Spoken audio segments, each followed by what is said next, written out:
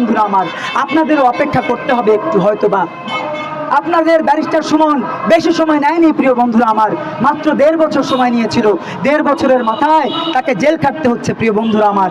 একটু ইতিহাস দেখেন, ইতিহাস দেখেন, ফ্যাসিজম কাকে বলে একটু জানেন।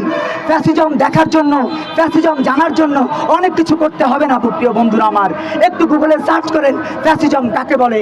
আপনারা যা করছেন, ওই যে জল খেলি খেলছেন না, জুলাই পথযাত্রার নামে জল খেলি খেলছেন না, এটাও ফ্যাসিজম।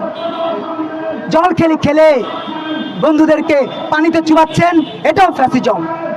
আমরা বলতে চাই, নতুন ধারা বলতে চাই, রাজনীতি কোনো ব্যাঙাচির খেলা না, রাজনীতি কোনো শিশুর খেলা না, রাজনীতি কোনো শিশুর হাতের মোয়া না। যে আপনি চাইলেন একটা পার্টি করলেন, শাপলা প্রতীক চাইলেন, অমুক প্রতীক চাইলেন, তমুক প্রতীক চাইলেন, এটা তেমন কোনো জায়গা না।